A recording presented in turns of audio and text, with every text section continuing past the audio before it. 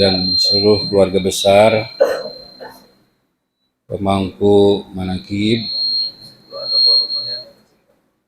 para staf khusus Tuan Syekh, para ikhwan pecinta kesun jiwa. Alhamdulillah berkah karamah Tuan Syekh kita semua dibisahkan untuk melaksanakan amaliyah pada pagi ini, lanjut pengajian anti gempa Tuan Syekh. Pertama,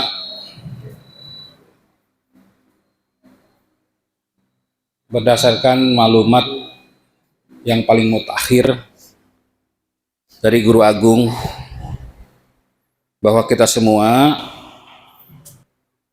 mesti menyatakan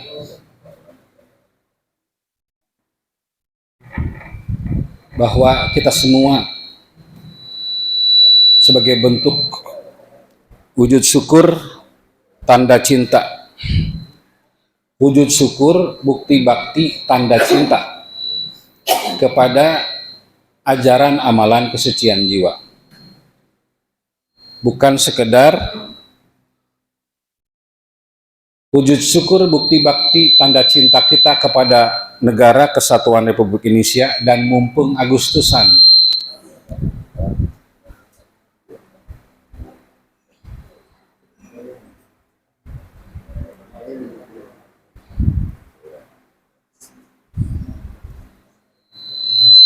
Apa maklumat terakhir dari beliau? Yaitu berdasarkan surah At-Taubah ayat 111, dengan niat diri kita masing-masing kita menjual diri kepada Allah yang sudah lama ditunggu, dan kita semua sami'na wa ata'na untuk memerah putihkan Madrasah Raudhah TKN Sulawesi Selatan masing-masing. Jadi setelah kita diberi peci merah putih, seragam juga merah putih, tongkatnya juga merah putih, dan rumah kita, majlis zikir kita, Raudhah kita, selain dimerah putihkan, namanya menjadi Raudhah merah putih. Raudhah merah putih, mana ini namanya? Rasanya namanya An-Najwa. Raudhah merah putih An-Najwa. Raudhah merah putih Nurul Huda. Raudhah merah putih Al-Hanin. Raudhah merah putih Al-Falah. Apalah sudah merah putih? Alhamdulillah. Karena Pak Kiai Saryono lagi ngurus urusan seperangkat alat kepulangan, ya. Lagi ngurus buih merah putih. Iya, harus pesan. Saya udah pesen 4, ya. Harus punya dari sekarang, karena kita tidak tahu oleh pengusaha dipulangkan kapan kita.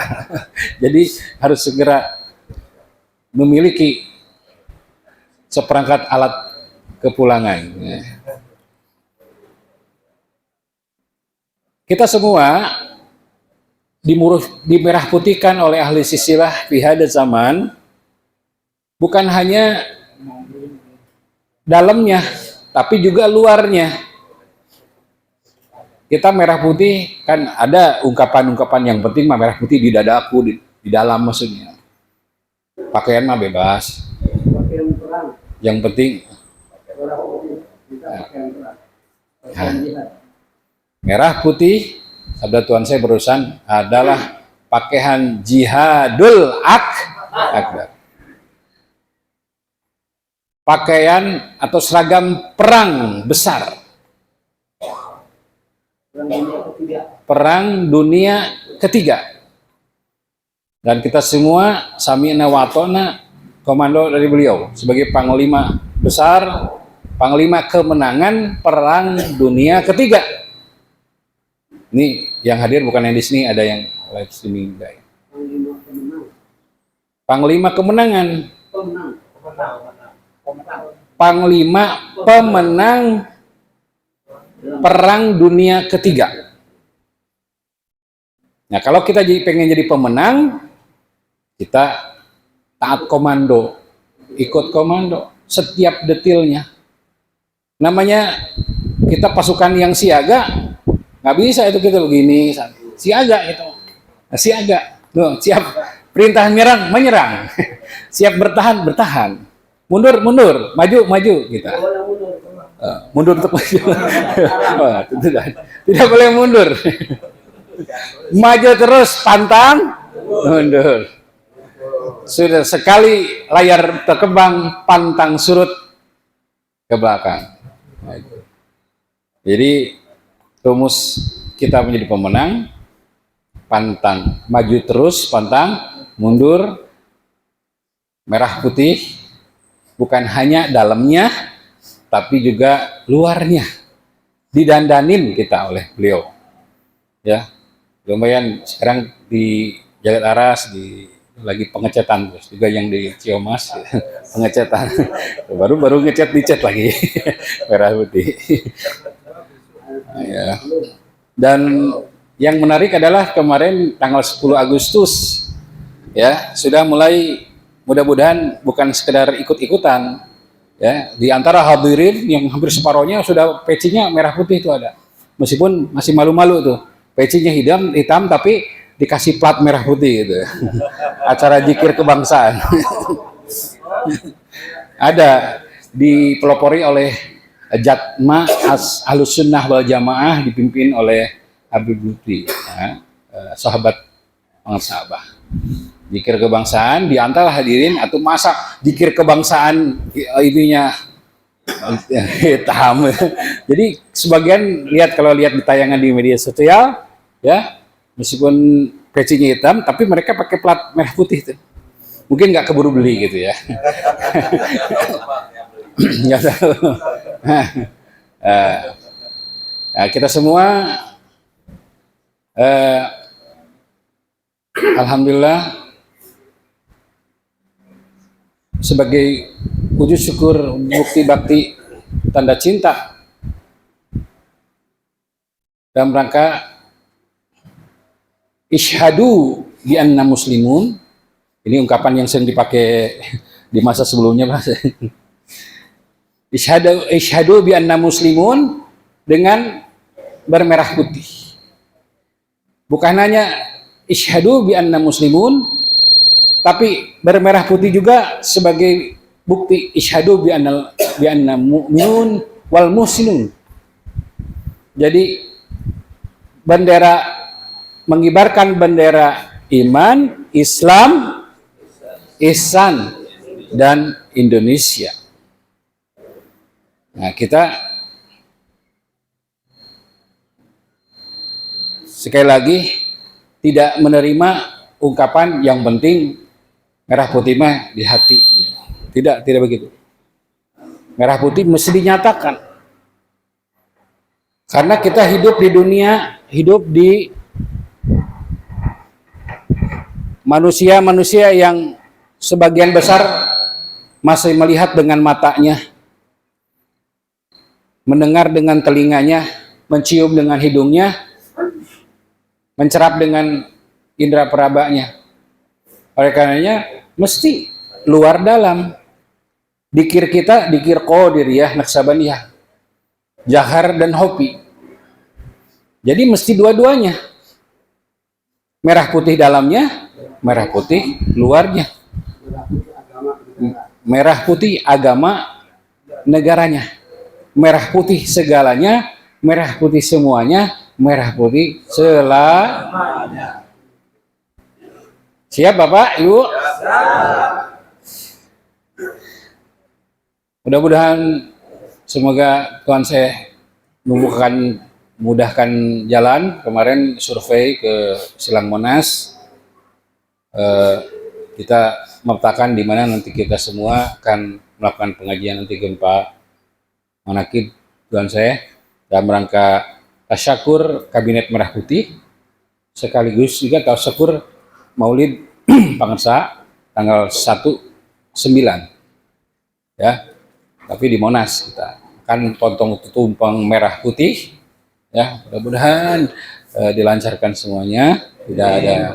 Hanya surat audiensi dengan gubernur sudah dibikin ya, ya tinggal kita semua berjihad berangkat ke sana nanti. Kalau nggak punya ongkos, jalan kaki dari sekarang. Itu yang pertama. Yang kedua, dalam sering terngiang-ngiang dari lisan beliau, sabda Tuan Syekh Ahmad Sohibul Tajur Arifin, Abah Anom. Kita mah sampah tidak akan sampai kemana-mana kalau tidak menunggangi karomah. Kurang mah runtah moal nepi ka mamana lamun teu numpak karomah. Firman Allah melalui firman Allah sabda wakilnya yang ke-37 disampaikan ke wakilnya ke-38 bahwa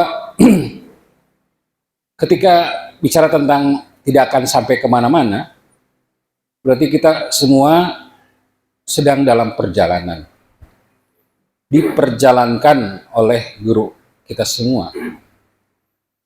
Diperjalankan untuk apa? Untuk mengamankan, melestarikan ajaran amalan, untuk menimba pengalaman. Waktu kemarin di pusat, Tuan Syekh sebelum naik ke panggung Hidmah Emilia, beliau menembak, itu nanya saya, siapa guru yang utama itu? Agak, ditanya gitu, siapa yang guru utama? Siapa guru yang paling utama? Jawabannya, pengalaman. Maka beliau sampaikan, pengalaman itu adalah guru yang paling utama. Dan pengalaman kaitannya dengan perjalanan kita mengamalkan. Perjalanan sebagai pengamalan, dalam rangka pengamalan. Dengan pengamalan kita menimba pengalaman. Kalau kita mengalami, pasti kita akan merasakan. Meskipun kita terlindung oleh kajemberan rohaniah dari pangarsa Abah, mempentengarti ikut saja. Bahkan tidak perlu ngerti kita, tidak perlu mengerti, kita ikut kepada yang ikut, kepada yang ikut, kepada yang ikut Kanjeng Nabi Muhammad SAW. Itu rumus sukses kata pangarsa. Tapi penting bagi kita juga ya untuk tahu, mengerti dan merasakan, sehingga kita bisa menjadi kepanjangan tangan dan kaki Tuan Syekh, bercerita kepada dunia tentang apa yang kita rasakan, manfaat apa yang kita rasakan setelah sedang dan akan selalu mengamalkan ajaran amal ini. Karena perjalanan kita punya pengalaman, dengan pengalaman kita menimba, memetik pelajaran, pembelajaran, dan merasakan. Kesananya hanya dengan pengamalan terjadi pendalaman. Pendalaman tentang apa? Pendalaman makna, pendalaman rasa dari ajaran amalan kita. Tuan Syekh sampai ke titik ini sudah diperjalankan ke ragam riadoh, mujahadah, sehingga sepanjang perjalanan itu memetik banyak pelajaran, memetik banyak pembelajaran, termasuk di dalamnya merasakan ya berjuta-juta rasanya sampai ke makom sirna rasa. Nah, dan kita semua perjalanan di sini perjalanan yang sampai sebelum melangkah. Ya. Ya. Jadi ketika kita ditalkin, kita sudah sampai perjalanan. Nah, tentu saja sesampainya itu kita akan mesti belajar bagaimana rasanya sampai di titik ini. Dan kita dengan pengamalan dari mulai zikirnya, khatamannya, manakibannya, sholat sunnahnya, riadohnya, kita pasti menjadi orang-orang yang menjadi bukan hanya tontonan, tapi juga tuntunan.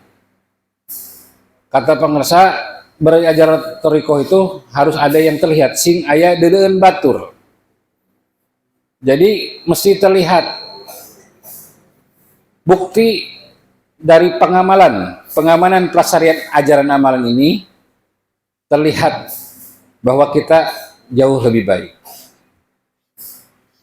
bahwa kita menjadi pribadi-pribadi yang menjadi suri tauladan karena kita punya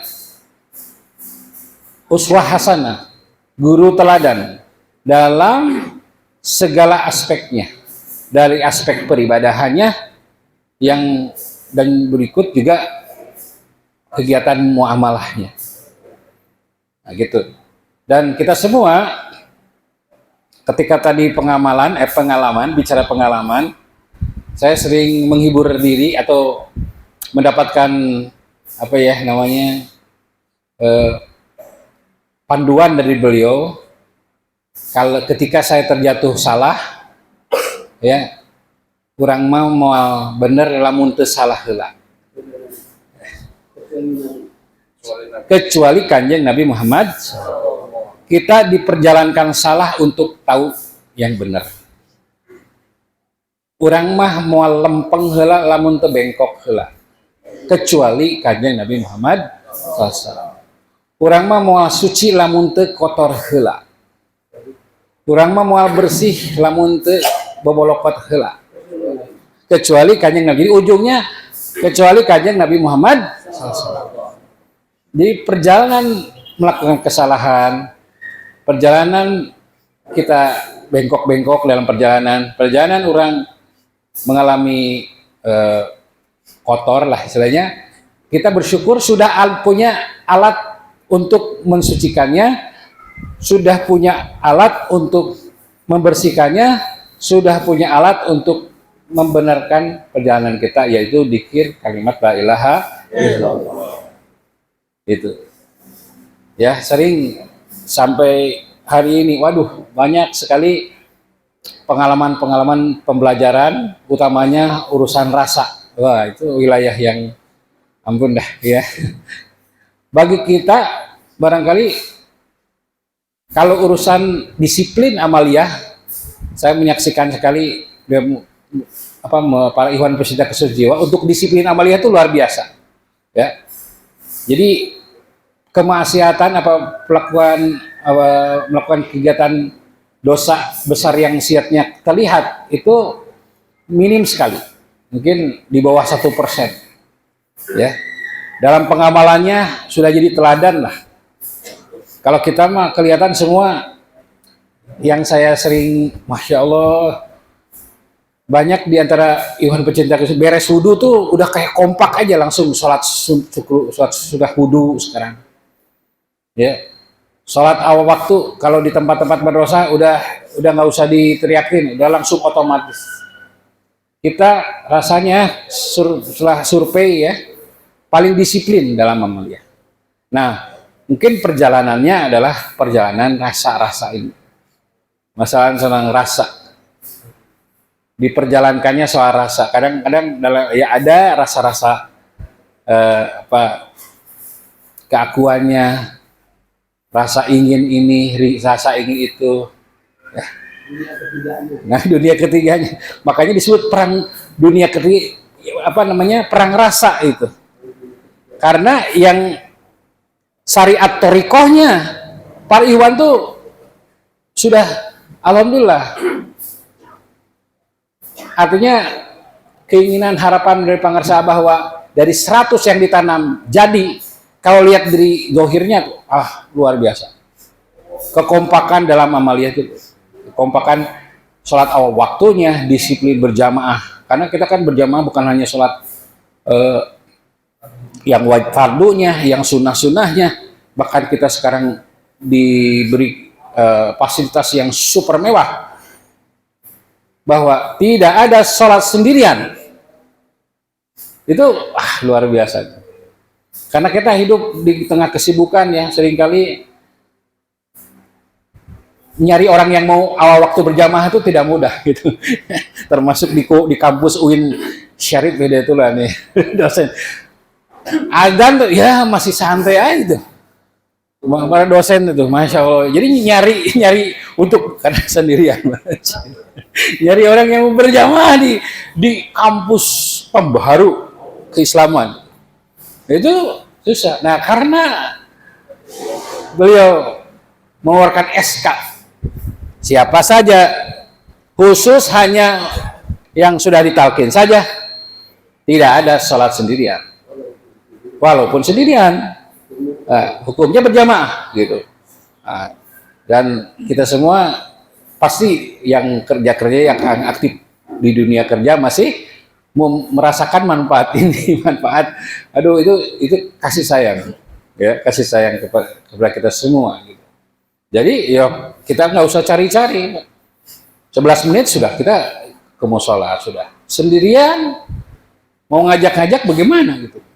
Tapi karena beliau ada, udah langsung 5 menit adzan sendiri, qomat sendiri, sholat sendiri. Tapi nilainya berjamaah. Alhamdulillahilladzi faddalana ala itu mahal sekali saudara-saudara. Nah, mengapa kita semua meskipun sendirian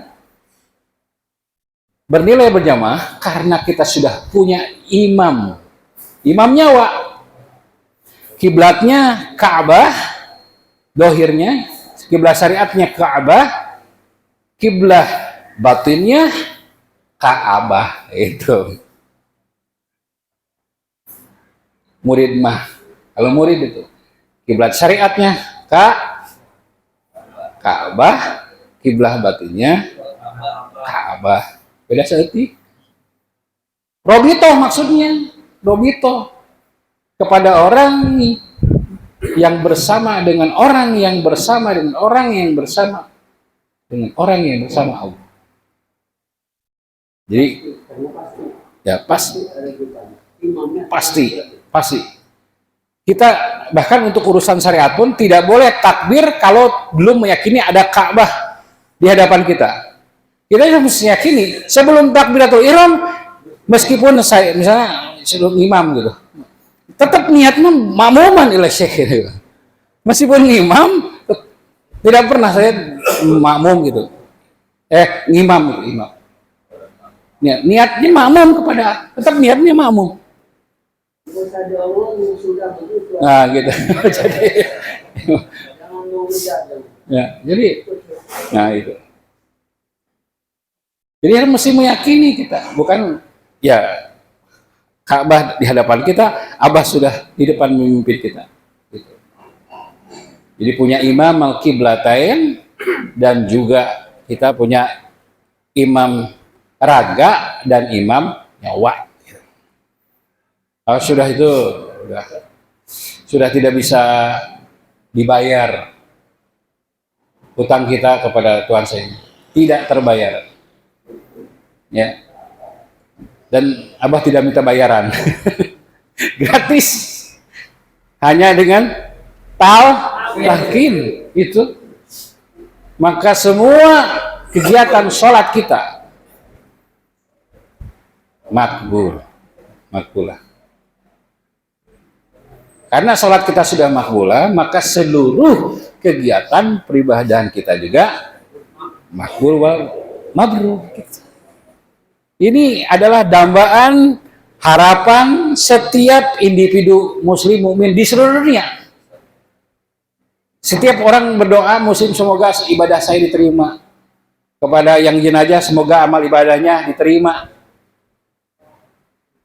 Kita bukan lagi semoga, kita mah bukan semoga. Masa kita bukan ajaran mudah-mudahan, bukan ajaran semoga, tapi ajaran alhamdulillahilladzi waddalana. Kalau dijaharkan gitu ya, sering mau berdoa tuh ya, karena kita teksnya sudah berupa Allahumma atau ya Allah gitu, atau gimana ya, teksnya teks doa, tapi secara batiniah semuanya di alhamdulillahi. Kalau kita setiap doa yang kita bacakan di khotaman di mana tuh, sesungguhnya kita bukan sedang meratap, memohon, menghibah agar kita dianugerahi. Termasuk ungkapan yang sebelum dikir, ilahi anta maksudi warido kamatlubi a'tini. Nah itu kan kayak itu memohon. A'tini mahabbataka a'tini ma'aka abada. Kita bukan a'tini lagi, itu alhamdulillahilladzi. Ya baik. Sudah kita, meskipun redaksinya memohon agar dianugerahi makrifat, dianugerahi cinta, di kebersamaan dengannya, secara ruhaniyah kita mah meskipun redaksinya itu alhamdulillahilladzi faddalana, itu mencakup semua. Jadi ungkapan alhamdulillahilladzi faddalana ala katsiril mu'minin itu adalah untuk alhamdulillahi setiap redaksi doa yang ada dalam amaliyah kita. Nah, karena apa? Kita datang sampai sebelum langkah itu. Begitu talqin itu sudah sampai. Pergi sebelum pulang. Sampai sebelum pergi. Gitu. Ya. Al-mu'min qabla ja'a qabla ayatahila, di dalam kitab Sahih Bukhari itu. Tidak percaya, sok buka kitab.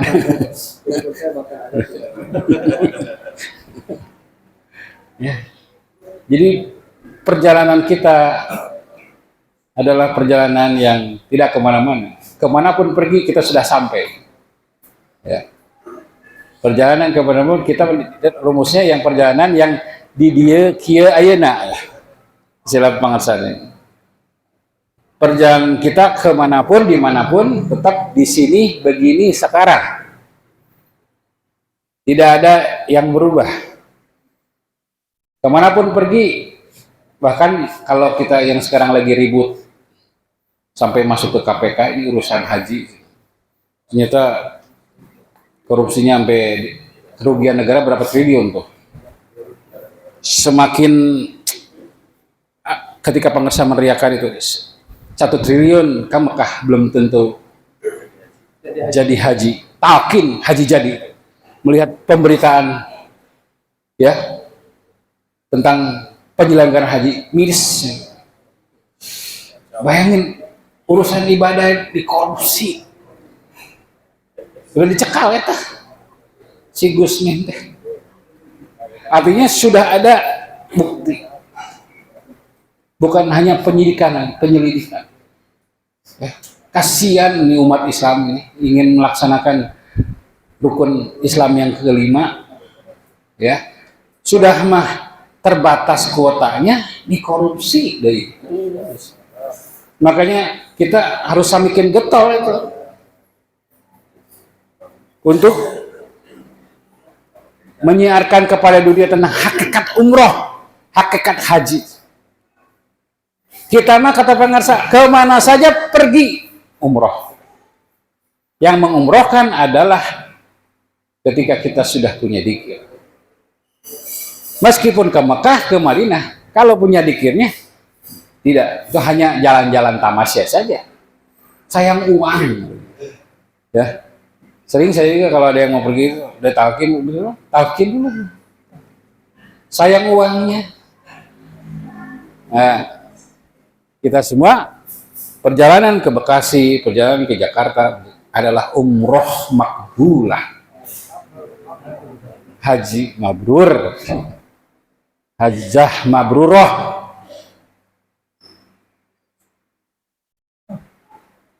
Dan ini teriakan-teriakan seperti ini tuh suka, oh ya, ya memang kita harus menyatakan rasa syukur dengan ikut menyampaikan kepada yang lain. Bagi ada sosial media ya, isi sosial media itu menyampaikan pembaruan pemahaman dari Sang Mujaddid. Silahkan kita menjadi dai-daiyah yang materinya adalah apa yang disampaikan Bang Sahabat. Semakin relevan, semakin kontekstual. Menjawab setiap harapan umum. Yang tadi tidak ada satupun individu umat yang ibadahnya mardud wal matrud, tidak ada. Ingin diterima. Makanya ketika ingin doanya diterima, ingin ibadahnya diterima, nah sering taki zikir. Ingin berangkat umroh, banyak yang ibu-ibu baru, ya karena kejahatan di bidang itu. Banyak penipuan dengan wajah umroh, banyak. Yang sekarang yang sedang diungkap adalah triliunan penyelenggaraan haji. Kita tidak pernah membayangkan sebagai bangsa kata haji disandingkan dengan korupsi itu nggak kebayang. Tidak membayangkan kata penipuan dengan umroh itu nggak membayangkan itu kata itu akan bersanding itu. Makanya pengusaha menyampaikan itu tadi 1 triliun kamakah belum tentu jadi haji. Itu tuh untuk anti kritik terhadap perilaku kekuasaan yang tidak bertanggung jawab, dan sekaligus solusi bagi umat.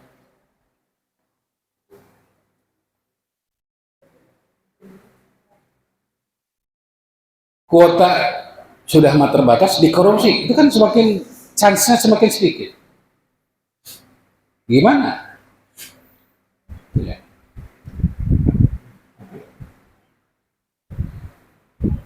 1 triliun Tuan Syekh atas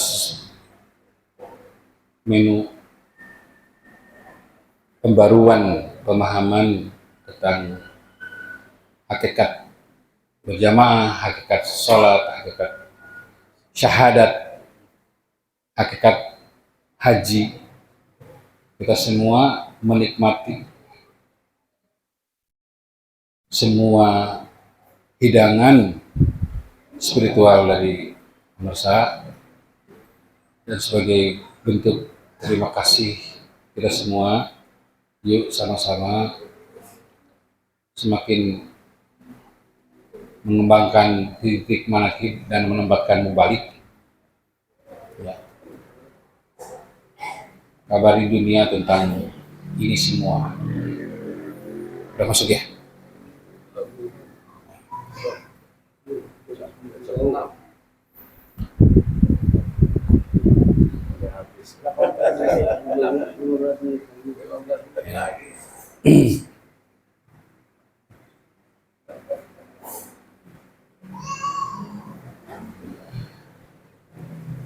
Waktu di sini rasa Tuhan saya menyampaikan tentang adanya kalimat al-alim dan al-amil.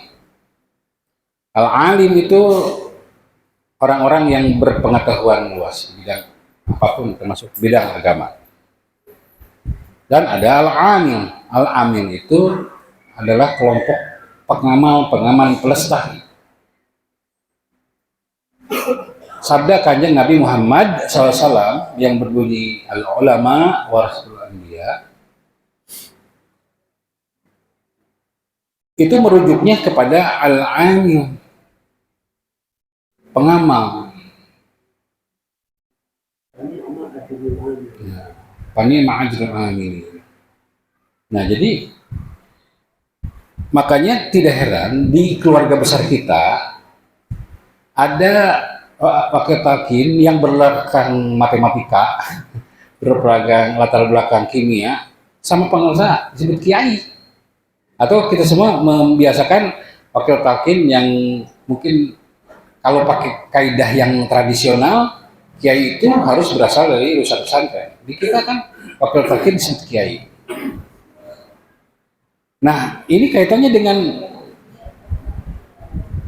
al-amil tadi. Karena ada istilah, ada kiai bau, ada bau kiai. Kita pengusaha itu. Kiai itu kayai. Ya, kayai itu ya kaitannya dengan pengamalan selesai. Ya, kalau taknya kalau titik dua di atas, katai. Katai. Nah, jadi al-amil ini adalah kelompok yang tidak banyak dalam perjalanan sejarah itu. Ya. Nah, siapapun al-amil itu pasti kalau dilipat dari pengamalan itu kayak pengamalan untuk pengalaman dan pendalaman. Jadi semakin kalau ilmu batin kaitannya al-amil itu pengamalan ilmu batin. Di dalam kitab Fadhil Usul kan ilmu dibagi dua, ilmu ilmani, ilmu zahir wa ilmu batin. Ilmu zahir kalma ilmu motor, wal ilmu batin kalma ilmu birril asli. Nah, dengan penggaliannya itu dengan pengamalan. Semakin mengamalkan, semakin dalam wawasan dan pengalamannya. Jadi kita ketika bercerita itu bukan katanya cek beja menurut kitab A, kitab B. Maka waktu dulu sering ikut manakib di Jakarta, memang sering ada jadwal di Jakarta. Kalau lagi ada yang selesai hidmah ilmiah, sering yang ngadamu gitu, kasih miring, tah iya mah hasil maca, dekei gitu ya. Tandanya kamakola fi kitabihi, pokoknya ngutip kita banyak jika nulis disertasi. Ada lagi yang nah iya mah hasil gawe. Jadi ada ahli kerja, ada ahli baca. Bagus sih kedua-dua kalau pengasal dua-duanya. Ya. Ahli baca, ahli kerja. Kalau ahli baca hasilnya tak ya hasil baca. Kalau ahli kerja, nah bercerita tentang rasa manfaat dari pengalaman. Jadi menceritakan yang sudah lecek diamalkan. Kalau ahli baca diduga keras, belum hanya ilmu second, ilmu baru gitu.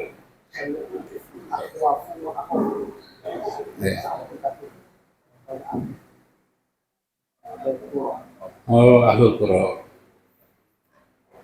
Aksara munafiki qura. Aksara munafiki umati qura. Jadi betapa banyak munafik, mayoritas munafik di kalangan umatku adalah qura'uha, ahli baca. Ya, al-alim aja. Hanya tahu aja. Nah, kalau amil tahu, mengerti, merasakan. Maka sabda Tuan Syekh Aba Anom kepada Baos, sedalam-dalamnya tahu belum tentu mengerti, sedalam-dalamnya mengerti belum tentu merasa. Jadi kita semua belajar dari al-alim wal amil, yaitu pengasabah, untuk bukan hanya tahu, ya mudah-mudahan mengerti, bahkan merasakan. Iya. Nah, misalnya, ya, misalnya yang merasakan gini. Ketika bicara tentang zikir, kan di Al-Quran banyak tuh khasiat zikir, manfaat zikir itu. Menenangkan kolbu, menyamankan, membahagiakan kehidupan ini. Gitu. Nah, itu kita harus mengalami dan merasakan itu. Bicara tentang zikir itu adalah mengobati setiap persoalan hidup kita. Jadi kita testimoni benarnya zikir itu mengobati luka, menyembuhkan sakit, membuat hidup kita lebih tenang, membuat kita lebih bahagia. Gitu. Jadi kita bisa bercerita karena apa? Kita mengalami. Termasuk kita semua sudah disampaikan di Masjid Agung Sang Cipta Rasa, kita diperjalankan oleh si Mursyid untuk melewati setiap peristiwa yang tidak enak dirasakan. Pengalaman pahit, pengalaman disakiti, pengalaman dikecewakan gitu. Kita semua pengusaha diperjalankan maju usaha, diperjalankan mundur usaha, diperjalankan menikah, diperjalankan bercerai, diperjalankan menjomblo gitu. Semua perjalanan itu pasti kan nano-nano rasanya ya. Ya. Nah, coba ada bedanya nggak setelah kita mengamalkan masa ini dan sebelum? Sejatinya ada bedanya cara kita menyikapi setiap persoalan hidup kita. Pasti harus bedanya. Misalnya ketika kita dikecewakan, dihina. Kalau kita punya zikir ini, gimana menyikapi orang menghina? Ya, apakah sakit? Ya, wah sampai kepikiran. Ternyata di perjalanan kita dihina itu supaya kita dapat riadoh menyayangi orang yang membenci. Gitu. Ya, harus berterima kasih kalau ada yang menghina itu terhadap diri kita maupun amalan ajaran amalan kita, supaya kita riadoh untuk menyayangi orang yang membenci. Itu makanya ditaruh nomor 9 karena mungkin yang paling mudah itu. Ya, istri disakiti, ibu disakiti oleh suami, ya itu diperjalankan tuh oleh Tuhan Syekh. Gimana? Apa rasanya disakiti suami pada saat yang sama kita sudah punya zikir? Apa sakitnya makin sakit atau sakitnya ya sebentar aja? Peristiwanya tidak lupa, tapi rasa sakitnya udah hilang. Ini harus tanya ke Ibu Amin ini, karena diperjalankan untuk segala rupa. Jadi cara kita, jadi perjalanan ke segala rupa pengalaman-pengalaman hidup itu supaya kita bercerita, oh ternyata beda, punya zikir mah beda. Mau punya duit, nggak punya duit, tetap aja kita bingung. Enggak dong. Punya duit, nggak punya duit, bahagia. Usaha maju, usaha sedang tidak oke, kita mah oke-oke aja. Ya. Punya kerjaan sama nggak punya kerjaan, kita tetap punya pekerjaan. Zikir, khotaman, menagihah gitu. Jadi kita tetap di sini senang, di sana senang, di mana senang, dengan amal. Buktikan itu dengan segala macam pengalaman hidup kita. Nah, kalau kita bercerita karena pengalaman kita bicaranya dari hati, betul ya? Karena kita mengalami, kalau ada yang curhat ke kita, ya, misalnya curhat karena ditinggal pergi sama istri sebagai seorang suami, kamu, saya juga pernah di titik itu, bahkan lebih parah dari itu. Makanya, dan saya hidup tidak menderita seperti kamu karena punya zikir ini. Nah, itu kan. Yuk talqin. Dan kita punya kekuatan hati untuk bicara, karena apa? Kita bicaranya dari hati. Kalau bicara dari hati sampai ke hati. Setiap ucapan yang keluar dari pengarsa Abah pasti dari hati. Makanya banyak yang tersentuh hatinya. tergerak untuk mengamalkan, mengamankan, melestarikan. Karena ya sudah melewati banyak. Makanya istilah kan abah nu capek na gitu. Kan abah nu capek na, mana tinggal nah gitu. Sampai ke titik ini kata pengusaha, wah itu segala berjuta-juta rasanya. Ya, jadi al-amil itu termasuk di dalamnya perjalanan pengalaman hidup yang dirasakan pahit, dirasakan sakit, dirasakan tidak enak gitu. Tapi karena kita punya dzikir ini, kita tetap di sini senang, di sana senang, di mana-mana senang. Itu yang mahal dari itu. Dan kita menjadi orang-orang yang kalau di dalam dunia usaha testimoni produk gitu. Orang yang belum mencoba produknya, merasakan manfaat dari produk, pasti kekuatan kata-katanya berbeda dengan orang yang merasakan manfaat dari produk. Ya, manfaat obat kuat misalnya. Kalau sudah pernah minum obat kuat itu dan membuktikan sendiri, wah itu kekuatannya. Ketika bercerita benar saya biasanya KO lu gitu. Tapi setelah minum obat ini, wah itu. Nah, gitulah kita menceritakan zikir, menceritakan khotaman, menceritakan manakiban, menceritakan manfaat sholat sunnah. Karena kita semua memang mengkonsumsi ilmu bekas pakai yang sudah dirasakan oleh kita. Ya, bahkan sampai di titik kita sudah tidak merasakan manfaat lagi, dalam tanda petik tidak merasakan dari manfaat ajaran, kita tetap mesti setia rasa, istiqomah. Ada di fase kayaknya dikir udah banyak, khotaman juga alhamdulillah, manakib juga enggak, tapi kok rasanya nggak kerasa apa-apa ya. Nah, kayak hambar gitu. Itu sesungguhnya tanda-tanda sirna rasa itu. Ya, itu tanda-tanda sesungguhnya kita sejauh mana kita keyakinan dan kepada ajaran amal kita. Kalau kita tetap setia mengamankan, ikut kepada pengersahabat, meskipun kayaknya tanda-tanda karomah dari ahli silsilah sepertinya gitu ya. Iya, masalah tambah loba, tekan beban hidup kok kayak ini. Nah, kita jangan terganggu oleh apapun, oleh siapapun, jangan terhalang oleh apapun. Kita istiqomah.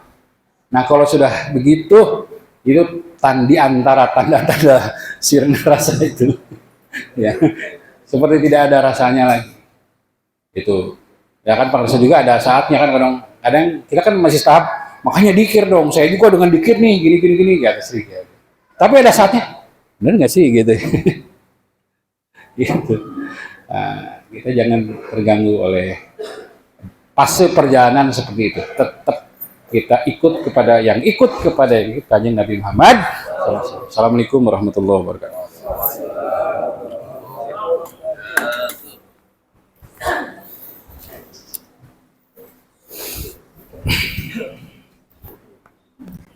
Sorry.